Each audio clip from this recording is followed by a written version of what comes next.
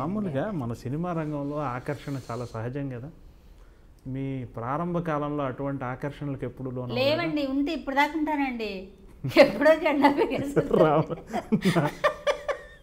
కాదండి, అసలు ఇంతకాలం అన్నపూర్ణం చూద్దరా మీరు? నాకు కొంచెం అదే చెప్పాను కదండి. అంటే నేను మిమ్మల్ని ఉద్దేశించి కాకుండా జనరల్గా అండి, అందరూ అలా ఉండలేరు. ఒక్కొక్కళ్ళది ఒక్కొక్క స్వభావం ఉంటుంది. అండ్ ఇంకొకటి, ఈ మహిళల పట్ల ఒక రకమైన అబ్యూజ్మెంట్ ఉంటుంది సినిమాల్లో అని బయట ప్రపంచం అనుకుంటారు. వాస్తవం నాకు తెలిసి, నేను లోపల మనిషినే కాబట్టి.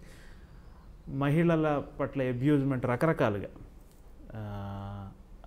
దాని మీద ఏమంటారు? మీరు ఏం చెప్తారు? మహిళలకి అసలు ఎంతవరకు సినిమా రంగం కరెక్ట్ అని మీరు అనుకుంటున్నారు? షో ప్రపంచం అండి.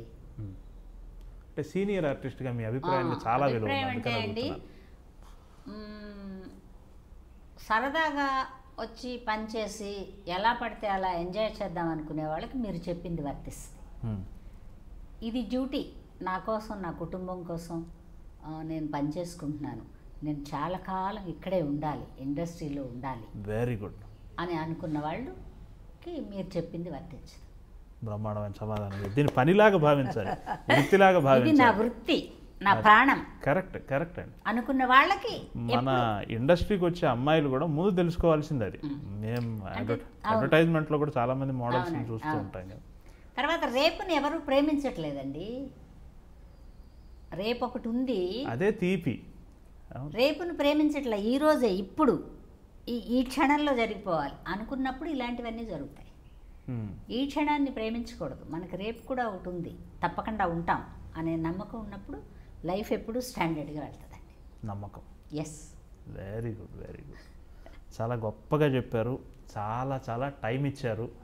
అండ్ మీకు చాలా కృతజ్ఞతలు తెలియజేస్తున్నాను. మరోసారి మళ్ళీ అవకాశం ఉంటే మిమ్మల్ని కలుసుకోవాలి. Thank you. కాఫీ చల్లారిపోతుంది, నా చేతితో మీకు అలా నేను కాఫీ ఇచ్చేస్తాను. థ్యాంక్